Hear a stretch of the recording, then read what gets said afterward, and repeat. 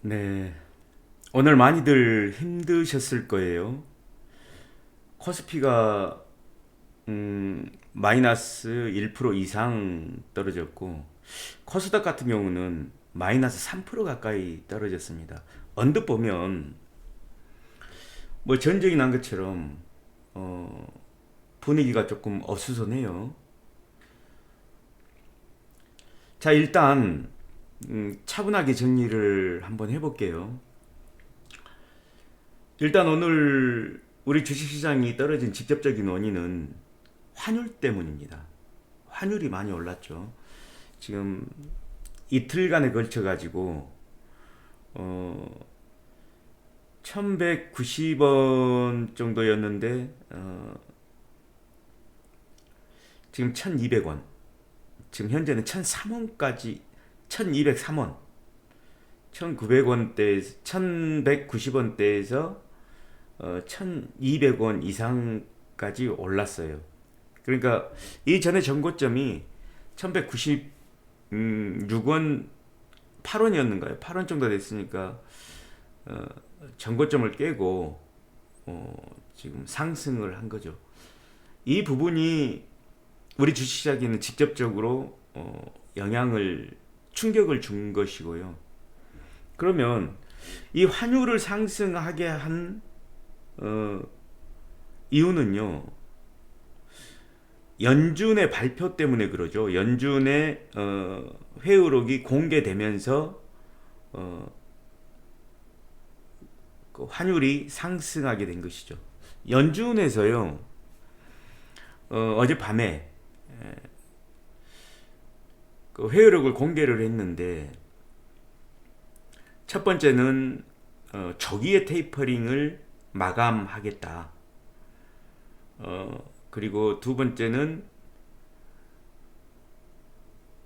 현재까지 매입했던 자산들 있잖아요. 이거를 매각할 수도 있다. 이런 내용이 공개가 됐습니다.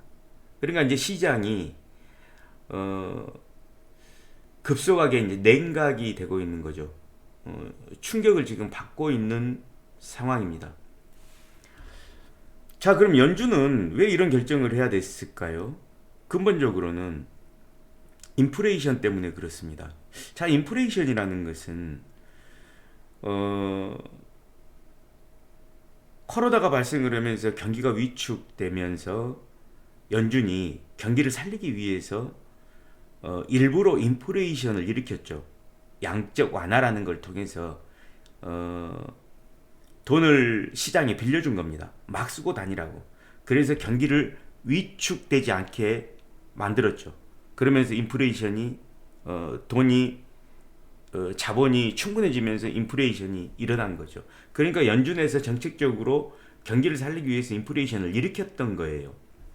자, 그런데 그러면 지금에 와가지고 왜 이렇게 갑자기 테이퍼링보다 더 강한 정책들, 이것들을 내놓게 되었을까? 이 부분을 우리가 한번 생각해 봐야 돼요. 왜냐 그러면 지수가 정말 급락할 것인가? 뭐 우리가 흔히 얘기하는 테이퍼 텐트림 같은 금융 발작 같은 것이 일어날 것인가? 이런 것을 판단을 해봐야 되기 때문에 그래요. 그러니까 어떤 성질의 정책들인가? 이 부분을 파악을 하려면 연준처럼 좀 생각을 해봐야 돼요. 내가 연준 위원이다 생각을 하고 한번 생각을 해봐야 돼요. 자, 일단은 자, 지금 고도의 인플레이션, 짧은 시간 동안에 물가가 많이 오른 점 때문에 걱정을 하는 거예요. 그럼 왜 걱정을 하느냐? 금리 인상을 해야 되거든요. 금리 인상을 해야 되는데 지금 상황에서 금리 인상 카드를 꺼내 들게 되면 시장이 급속하게 투자가 위축되면서 일자리도 줄어들고 냉각되게 됩니다. 연준은 이게 싫은 거예요. 자, 이걸 제가 좀 달리 표현을 한번 해볼게요. 제가 경제 전문가가 아니라서 제 말이 반은 맞을 수도 있고 반은 틀릴 가능성이 많습니다. 여러분들이 생각하는 것, 여러 데이터 중에서 어, 하나의 그냥 다른 이견일 뿐이에요. 그러니까 그 부분 좀 참고하시고요. 제 말이 꼭 맞다는 건 아닙니다. 자, 연준에서는요. 아마 이런 생각이 들 것 같아요. 자, 조금 제가 다르게 표현해 볼게요. 우리나라하고 똑같이. 자, 집값이 그동안 올랐죠. 우리 집값이. 한 2배 정도가 올랐습니다. 10억짜리가 지금 20억짜리가 돼 있어요. 그러면 우리나라 정부에서는요. 이 집값을 잡기 위해서 이자를 올리고 금리를 올리고 집의 그 공급을 막 늘리고 이런 정책을 펴게 됩니다. 그러면 이 정책이요. 집값을 잡는다고 해서 집값을 하락시켜 버리게 되면 경제에 충격이 와 버려요. 최선의 방법은 뭐냐 그러면 제일 좋은 거는요. 지금 이미 집값이 올라갔지만 이 단계에서 안정적으로 유지를 시켜주는 것이 목표예요. 될 수 있으면요. 이거를 기본적으로 아셔야 돼요. 연준도 똑같아요. 본인들이 인플레이션을 일으켰지만 이건 이제 여러 가지 목적이죠. 아까도 얘기했지만 경제를 위축시키지 않고 활성화시키기 위해서 이렇게 한 거예요. 일자리를 만들고 투자를 늘리고 이렇게 하기 위해서 일부러 인플레이션을 일으킨 거예요. 그러면 제가 집값으로 이야기를 했듯이 이렇게 쭉 인플레이션으로 경제가 올라왔으면 이걸 급격하게 하락을 시키면 안 돼요. 그러면은 경제가 냉각이 돼버립니다. 그러면 경제 성장률도 떨어지고 일자리도 줄어들고 투자도 줄어들고 이런 현상이 벌어지기 때문에 이렇게 하지 않으려는 거예요. 연준은요. 근데 상황이 이렇게 될 상황이에요, 지금. 왜? 지금 이제 인플레이션 때문에 금리를 올려야 되잖아요. 그러면은 두 가지 정도 문제점이 발생을 합니다. 뭐냐 그러면 완만하게 이게 안정적으로 운영이 되는 게 아니라 자, 금리 인상한다고 그러면 투자가 줄고 일자리도 줄어요. 소비도 줄고 이렇게 되죠. 자, 그러니까 적당한 소비도 되고 일자리도 늘어나야 되는데 이렇게 되면 안 되는 상황인데 금리를 올려야 돼요. 금리를. 그러면은 이렇게 투자 심리라든가 이런 것이 이렇게 떨어져 버린단 말이에요. 그러니까 금리를 올리긴 올려야 되는데 고민이 되는 거예요. 연준 입장에서는. 거기다 이제 두 번째.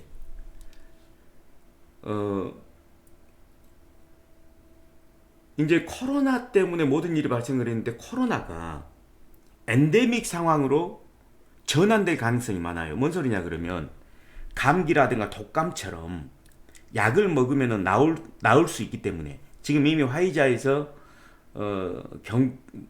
먹는 알약들이 나왔잖아요. 그 중환자는 어느 정도 관리할 수 있는 상황이 되었는데 이미 인간에게도 2년 동안 이 면역 체계들이 생겼을 가능성도 많고요. 어찌됐건 간에 지금까지 방역 체계와는 다르게 엔데믹 방식으로 그러니까 감기를 관리하는 엔데믹 방식으로 방역 방식이 전환될 가능성이 많습니다. 한 달이나 두 달 이내에요. 그러면 자 이제 이거는 경제 재개 리오프닝이죠. 경제가 다시 옛날처럼 재개될 상황이다. 자, 경제가 옛날처럼 재개돼 버리면은요 뭐가 생기겠어요? 보복 소비라는 거 우리 항상 이 전번에도 들어본 적이 있죠. 보복 소비. 이 보복 소비가 이 전번에 나올 뻔했죠. 그러면서 다시 변이들이 발생을 하면서 델타 변이라든가 기타 변이들이 발생을 하면서 다시 국경이 폐쇄되고 또 경제가 다시 또 위축이 돼버렸죠. 이때 잠깐 나왔던 것이 보복 소비입니다. 사람들이 그동안 돈을 못 썼기 때문에 막 돈을 쓰고 소비를 하는 거예요. 그러면은 물가가 어떻게 되겠어요? 이것도 물가가 또 상승할 수 있습니다. 가뜩이나 인위적인 인플레이션 때문에 억지로 만들어 놓은 인플레이션 때문에 물가가 높아서 효과가 반감되고 있는 상황인데 거기다가 엔데믹으로 감으로 해가지고 경제가 재개되고 경제가 재개되게 되면 사람들의 보복 소비 심리가 살아나게 되거든요. 그러면 금리 인상을 해야 되는 상황이고 이런 상황에서 또 리오프닝에 대한 기대감 이런 것 때문에 보복 소비가 일어날 상황이고 이러니까 연준이 고민이 될 수밖에 없어요. 지금 자칫 잘못하면 통제할 수 없는 인플레이션, 그러니까 제가 말씀드린 금리 인상과 경제 재개에서 오는 보복 소비에서 오는 통제할 수 없는 인플레이션이 와버릴 수가 있어요. 그러니까 연준에서 FOMC에서 빨리 움직이는 거예요. 통제할 수 없는 상황까지 가버리면 어떤 정책도 의미가 없거든요. 신흥국에서는 테이퍼 텐트림이 일어나게 되고 금융시장은 엉망이 돼버리죠. 세계 경제가 흔들릴 정도예요. 지금 인플레이션이 그 정도 상황이에요. 2년 사이에 집값이 2배로 오를 정도니까 어마어마한 거예요. 그래서 지금 연준에서 생각하고 있는 거는 경제 재개에 대한 기대감으로 인해서 보복 소비가 살아나는 것, 이 부분하고 지금 인플레이션을 제어해야 되기 때문에 금리 인상을 할 수밖에 없다는 것, 이 두 가지 문제점에 대해서 고민을 했을 것 같아요. 자, 이 두 가지 상황이 겹치게 되면, 이 두 가지 재료가 겹치게 되면 제가 말씀드린 대로 경기가 바로 다운, 급속하게 냉각이 돼버립니다. 근데 연준은 급속하게 냉각을 시키면 안 되는 거예요. 그럼 다시 예전으로 돌아가 버리잖아요. 불황, 우리가 흔히 얘기하는 불황이 와버려요. 그래서 연준의 목표는, 자, 집값으로 다시 제가 바꿔서 얘기할게요. 집값이 10억에서 20억으로 올랐으면 이 20억을 유지를 하고 싶은 거예요. 지금 상황을. 더 이상 집값이 안 오르는 선에서. 집값이 10억에서 20억 올랐는데 20억에서 30억까지 오르면 이때는 통제가 안 되는 거기 때문에. 그래서 어떤 정책을 펴느냐. 자, 주택 공급도 많이 안 하는 거예요. 왜냐하면 집값이 다운돼 버리면 안 되니까. 그럼 경제가 냉각돼 버리니까요. 냉각되면 일자리 줄고 불황으로 들어가 버리니까 이렇게 하면 안 되는 거예요. 그래서 주택 공급도 좀 줄이면서 집값이 떨어지지 않게 관리를 해줘야 되는 거예요. 집값이 오르지도 않지만 떨어지지도 않게. 그러니까 공급도 조금 줄이고 금리, 이자가 높으면 안 되겠죠. 사람들이 집을 못 사겠죠. 그러니까 금리도 많이 올리지 말고 적정한 선에서 올리고 싶은 거예요. 사람들이 그 집을 아예 안 사면 안 되니까요. 거래가 있어야 되니까 금리가 너무 부담되지 않는 선에서 관리 유지를 하고 싶은 거예요. 연준은요. 그래서 저는 어떤 생각을 하는 거냐 그러면, 지금 금리 인상이라든가 경제 리오프닝에 대한 이 두 가지 재료 때문에 인플레이션이 일어나는 걸 막으려고 하는 일련의 정책으로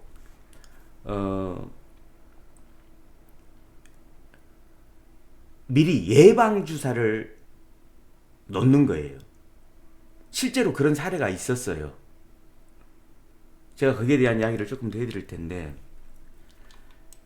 지금 제가 드리는 이야기들은 조금 다른 관점에서 보는 것이죠. 뭐냐 그러면, 자, 지금 상황을 다시 한번 정리해 볼게요. 경제 재기에 대한 기대감, 보복 소비하고, 지금 이미 급격한 인플레이션을 겪고 있는데, 이 인플레이션을 잡기 위해서 금리 인상하는 거, 그러니까 보복 소비하고 보복 소비로 인한 물가 상승이겠죠, 결론은. 또 금리 인상으로 인한 금리 인상을 지금 인플레이션이기 때문에 해야 돼요. 금리 인상에 대한 충격, 이거를 미리 방지하고 싶은 거예요. 요 두 가지 부분을 일단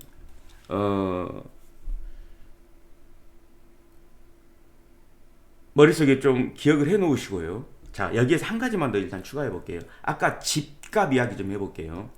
자, 집값이 10억에서 이미 20억으로 뛰었다. 20억으로 뛰었다. 근데 연준의 목표는, 우리나라 정부의 목표는요, 집값을 급격하게 하락시키는 게 목표가 아니에요. 이 집값을 더 이상 오르지 않게 안정적으로 유지하는 것이 목표예요. 왜냐, 그럼 집값이 갑자기 급격하게 추락을 해버리게 되면 경제가, 내수 경제가 어떻게 되겠어요? 죽어버리겠죠. 그러니까 그거는 잘못된 정책이에요. 이렇게 하지 않기 위해서 지금 대책을 세우는 거예요, 우리나라 정부가.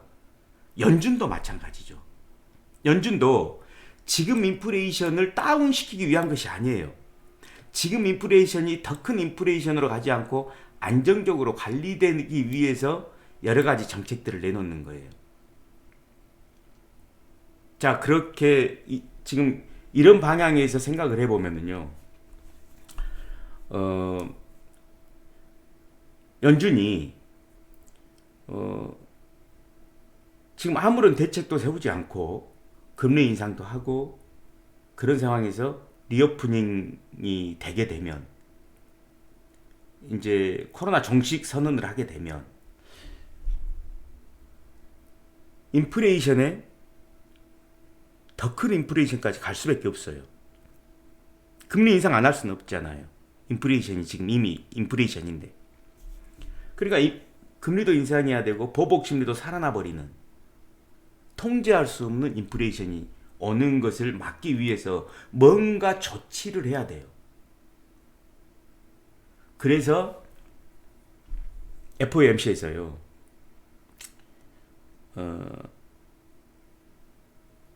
예방 주사를 놓은 거라는 생각이 들어요.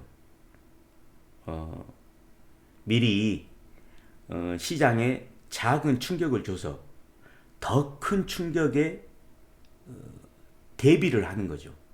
실제로 이런 상황이 있었습니다, 예전에도. 잠깐 기사 하나 볼게요.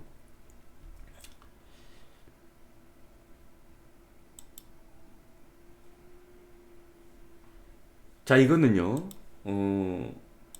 왜 이번에는 테이퍼 텐트림, 금융 발작, 이것이 오게 되면 이제 신흥국에서는 자금들이 다 유출이 돼버리고 금융 위기가 오게 되고 세계 경제 질서는 흔들리게 되죠. 자, 근데 왜 이번에는 테이퍼 텐트림 이런 것들이 없었을까? 이런 기사의 제목입니다. 이것은 2021년 6월달, 작년 6월달에 나온 기사예요. 내용을 잠깐만 볼게요.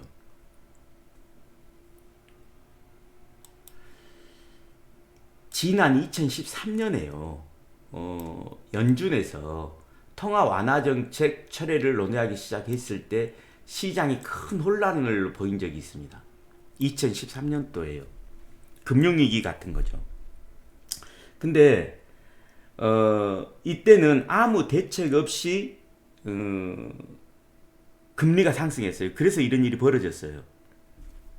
근데 이번에는 이 기사는 지금 6월달 거예요. 작년 6월달 거. 2013년도에 그런 일이 있었는데 이번에는 그런 현상이 벌어지지 않더라는 거예요. 그래서 보니까 지금 현재는 정반대의 현상, 테이퍼 텐트림이 일어나지 않다는 소리죠. 2013년도에 보면 버냉키 전 연준 의장은 의회 증언에서 자산 매입 속도를 줄일 수 있다. 테이퍼링이죠. 테이퍼링을 할 수 있다라는 깜짝 발언을 했을 때 시장은 대혼란에 휩싸였어요.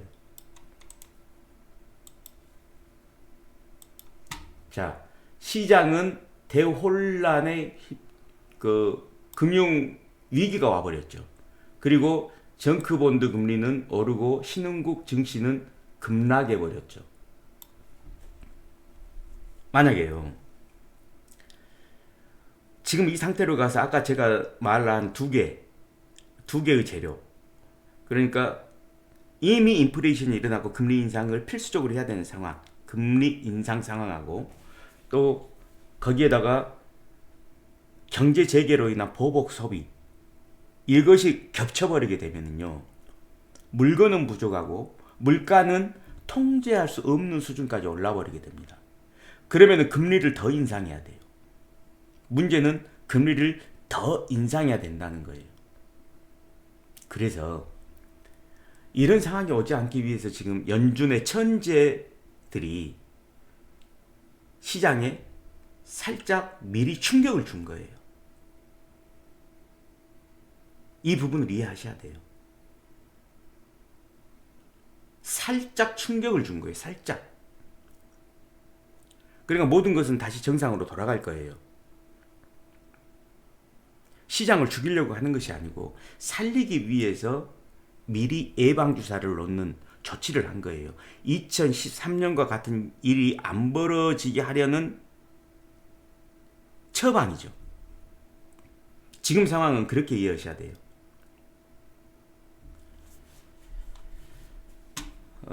자, 잠깐만 더 볼게요. 자, 현재 2013년도하고는 정반대의 현상, 안정적인 현상이 벌어지고 있는데 연준이 신종 코로나 바이러스 감염증 위기 대응을 위해 시작한 채권 매입 프로그램을 줄이자는 논의를 했었죠. 6월 달에도.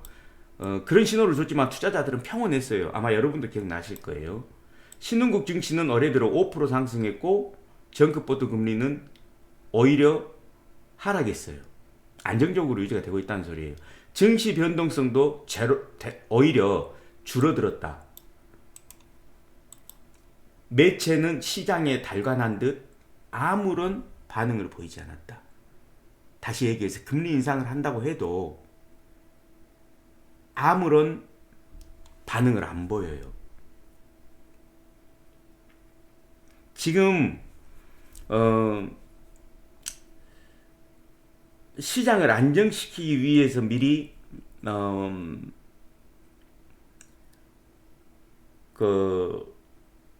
연준의 천재들이 예방주사를 놓는 것이라고 저는 판단이 드는 거예요. 자, 금리 인상을 해야만 되는 상황. 또 엔데믹으로 해가지고 경제 재개에 대한 보복 소비 심리. 그러니까 인플레이션이 이미 왔는데 더 큰 인플레이션이 올 수밖에 없는 상황에서 이대로 있을 수가 없어요, 연준이.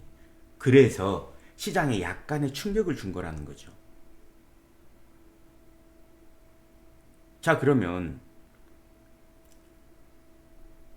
지금이 전쟁 상황처럼 지수가 내려갔는데 실제로는 전쟁이 아니라는 소리잖아요.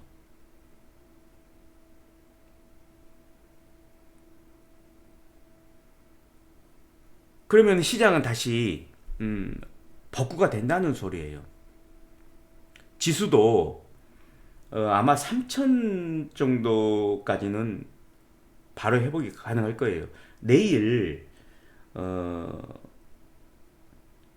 보합이거나 약보합이거나 강보합으로 아마 끝날 가능성이 많고요. 아마 3천까지는 또 급등할 가능성이 많습니다. 3,000포인트 이쪽 저쪽까지는 다시 또 급등할 가능성이 많아요. 그래서 연준 입장에서 제가 지금 판단을 그냥 해본 것인데요. 지금 실제로 이 부분에 대해서 여러 가지 뉴스들이 지금 나오고 있는데요. 이 부분도 한번 보시죠.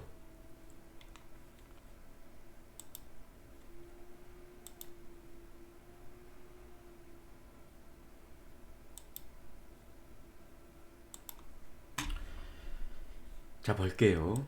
타이틀만 볼게요. 미국 긴축 쇼크.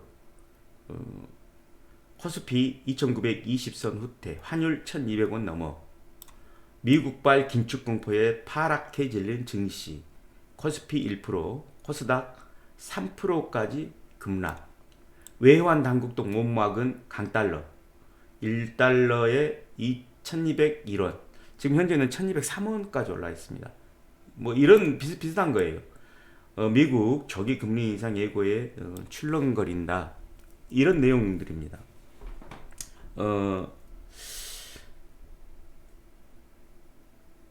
지금 현재 상황만 보면 환율이 계속 오를 수도 있고 이 뉴스들이 틀린 것은 아니에요. 이 뉴스들이 틀린 것은 아니지만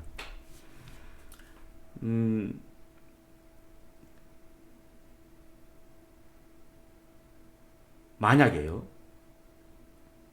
아까도 벌써 여러 차례 제가 반복 말씀드리는 건데요.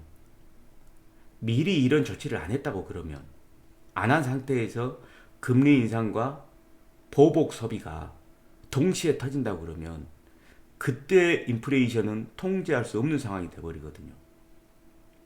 그래서 시장을 미리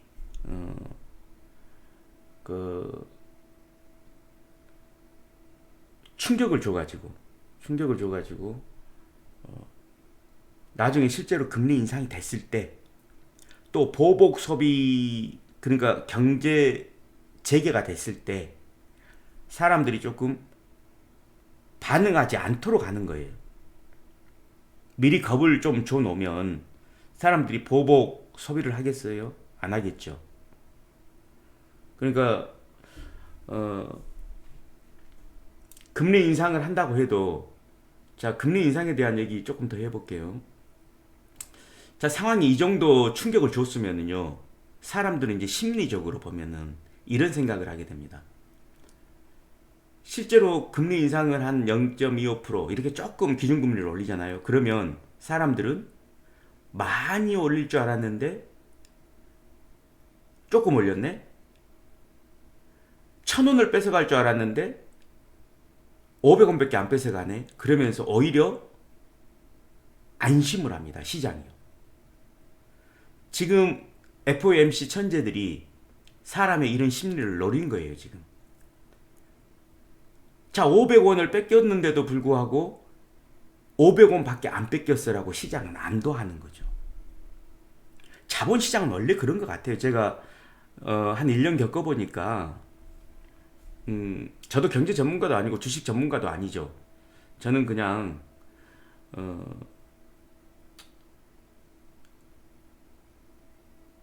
상장사 일을 뭐 실무적으로 하다 보니까 어쩌다 보니까 지금 제가 주식 이야기를 하고 있는데요. 자, 다시 말씀드릴게요. 시장에 충격을 미리 주는 거예요. 그래가지고 나중에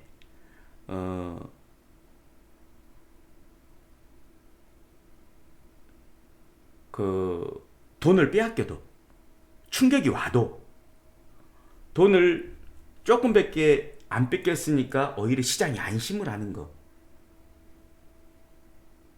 그러면 이제 다시 처음으로 돌아가서요. 이렇게 된다 그러면 인플레이션 때문에 물가도 오르고 경제 성장도 같이 했죠. 이렇게 됐는데 여기에서 지금 인플레이션을 인위적으로 만들었기 때문에 물가 상승이 너무 세요. 그래서 물가를 하락시키겠다는 게 아니에요. 여러분, 물가를 하락시키면 불황입니다. 지금 불황으로 가면 안 돼요. 그래서 불황으로 안 가기 위해서, 이렇게 안 되기 위해서 현재 상태에서 안정적으로, 완만하게, 안정적으로 우상향이겠죠. 목표는 안정적으로 경제 성장과 물가 관리, 이 두 마리 토끼를 다 잡으려는 거예요. 그렇게 하기 위해서 생각해낸 것이 제가 방금 말씀드린 이번에 나온 FOMC 회의록이 공개된 데 대한 내용들에 대해서 저는 이런 관점에서 지금 보는 거예요. 제 관점에서 본다 그러면 시장은 현재 상황에서 안정이 될 거예요. 예를 들어서 저는 굉장히 좋다고 봐요. 이미 나올 수 있는 악재가 다 한꺼번에 쏟아져 나와 버렸어요. 그러면은 아까 말씀드렸듯이 1,000원 뺏어갈 줄 알았는데 500원 뺏어가는 상황. 악재를 이미 다 던져버리고 나 너 100대 때릴 거야 그래 놓고 한 10대만 때리고 마는 거예요. 그럼 맞았는데도 좋아요. 안정이 돼요, 안정이. 그래서 경제가 불황으로 안 가고 안정적으로 유지가 될 수 있다. 이런 결론이 나는 거죠. 그러니까 지금은 전쟁 상황이 아니라 전쟁을 막기 위한 일련의 조치들이고, 신흥국, 우리나라를 포함한 신흥국 그 테이퍼 텐트림은 없을 것이다. 이렇게 보는 것이죠. 자, 이야기가 좀 길어져 버렸는데요. 기본적으로 제가 지금 말씀드린 것을 염두에 두시고 오늘 그 시장 상황을 잠깐만 체크를 해볼게요.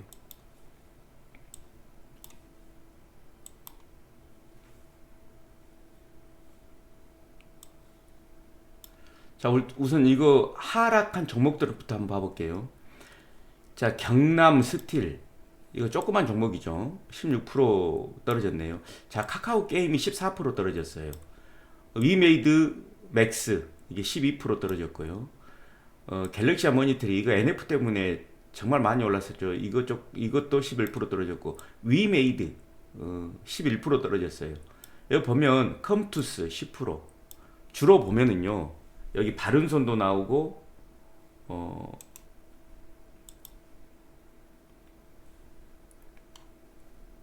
자, 바른손 이런 조그만 종목들요. 그 다음에 디어유 같은 종목들 전부 다 이제 컨텐츠라든가 엔터 관련주들이죠. SM도 조금 많이 떨어지고 했어요. 자, 그러니까 주로 오늘 떨어진 종목들의 특징을 보면은 게임주하고 엔터주들, 그동안 사실 많이 올랐던 종목들이 조금 하락을 했는데요. 반면에요, 반도체주들은 별로 안 떨어졌습니다. 자, 삼성전자 같은 경우는 0.65% 떨어졌거든요. 조금 떨어졌어요.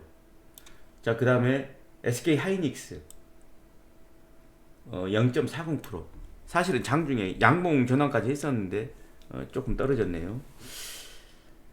우리나라 뭐 시가총액의 뭐 약 4, 50%는 반도체 관련주들 아니겠어요? 그러니까 가장 중요한 종목들은 별로 타격을 안 받았다는 소리예요.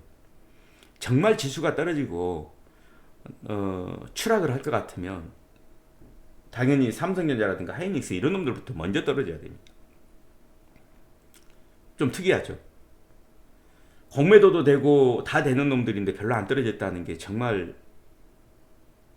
신기하지 않습니까? 이거는 뭐냐 그러면 내일이라도 당장 지수가 반등이 나올 수 있다는 거예요.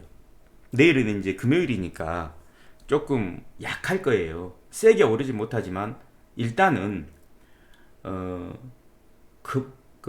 추락하는 속도, 이것은 좀 많이 줄어들 거예요. 이미 어제도 떨어지고 오늘도 떨어졌기 때문에 대부분 다 반영이 됐고요. 악재에 대해서. 그리고 이제 그러면 악재들이 전부 다 노출이 돼버렸잖아요. 악재 소멸이에요. 아까 말씀드렸듯이 이제 100대 맞을 거 10대 맞으면 시장이 환호하는 이런 상황이 나올 수 있습니다.